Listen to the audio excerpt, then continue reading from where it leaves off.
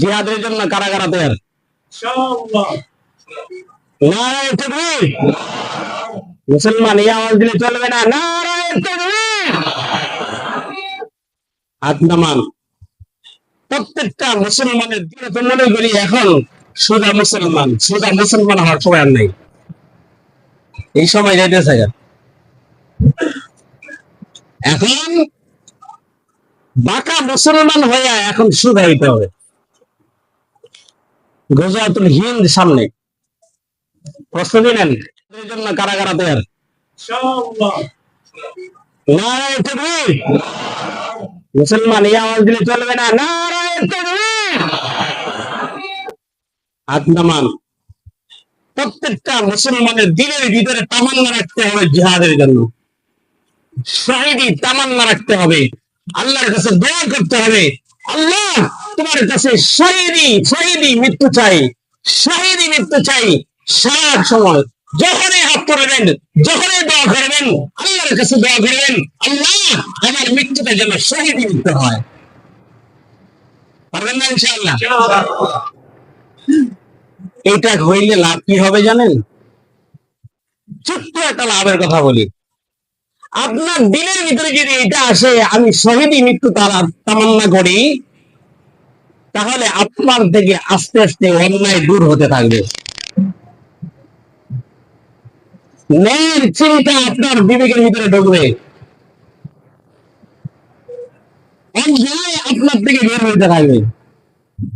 তখন মালের লোভ আপনার ভিতরে আসবে না, জানের লোভ আপনার ভিতরে থাকবে না, সন্তানের লোভ আপনার ভিতরে কাজ করবে না, স্ত্রীর কাম ভালোবাসা এইগুলোর লোভ আপনার ভিতরে কাজ করবে না, প্রতিবেশীর কাম ভালোবাসার লোভ আপনার ভিতরে কাজ করবে না, অন্যায়ের কোন লোভ আপনার ভিতরে থাকবে না। শুধু ন্যায় লোভ যখন আপনার জিন্দেগিতে আসবে তখনই আপনি সঠিক রাস্তায় যেতে পারবেন। এই জন্য তেয়ান আজকে যা ঘটতেছে এগুলা সব আবির্ভাব হলো গজওয়াতুল হিন্দের আবির্ভাব। বেশি দিন দূরে নয়, ইমাম মাহদী আসার বেশি দিন দূরে নয়। আপনি আমাকে তৈরি করি যুদ্ধে শরীক হওয়ার জন্য, ইমানি চেতনা তৈরি করি। যে যে অবস্থানে আছেন সেই জায়গা থেকে প্রথম চিন্তা করবেন আমার ইবাদতের ভিতরে যেন শিরক মুক্ত হয়। যে যা করেন করেন, জিকির দাঁড়ায় করেন করেন, শুয়ে করেন করেন, দুরূদ দাঁড়ায় পড়েন পড়েন, শুয়ে পড়েন পড়েন, বৈশা পড়েন পড়েন, আমার কোনো বাধা নাই, আপনার সাথে কোনো বিবাদ নাই।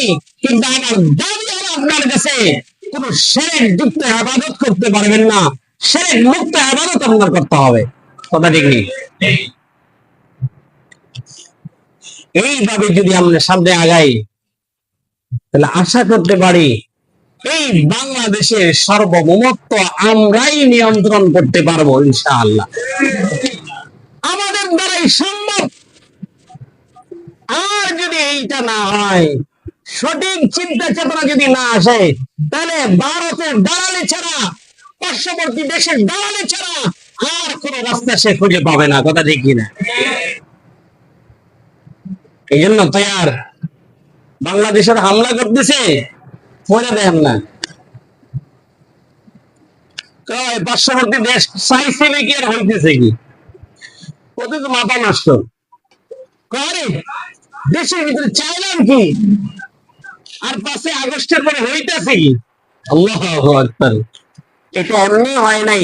ওলামায়ে কেরামদের চোখের পানি, ওলামায়ে কেরামদের শেষ সাথে কান্না, ওলামায়ে কেরামদের রোজা, ওলামায়ে কেরামদের কোরবানি, তালেবানের কোরবানি, শহীদদের রক্তের কোরবানি, ছাত্রদের রক্তের কোরবানির বিনিময়ে আল্লাহ তাআলা সঠিক জিনিসটাকে বের করে দিতেছে, না হতে দূর করে দিতেছে। এমনি না, এমনি না।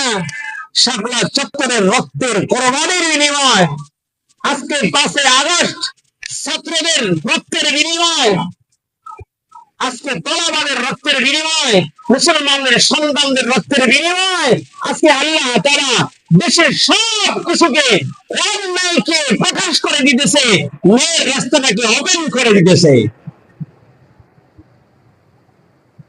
কি অবস্থা হতে ভাবছেন একবার? সেভেন সিস্টারকে তারা আয়ত্ত করার জন্য বাংলাদেশের বুকের উপর দিয়ে রাস্তা বানাইছে। ভাবছেন কোনোদিন না? 7টা দেশকে, ভূখণ্ডকে তাদের সুবিধা নেওয়ার জন্য বাংলাদেশের বুকের উপর দিয়ে সুবিধা করছে, সবকিছুই করতেছিল। টার্গেট একটাই ছিল যে মুসলমান নিফাত যাক, ইসলাম নিফাত যাক, বাংলাদেশ তাদের আয়ত্তে চলে আসুক, এইটাই ছিল তাদের টার্গেট।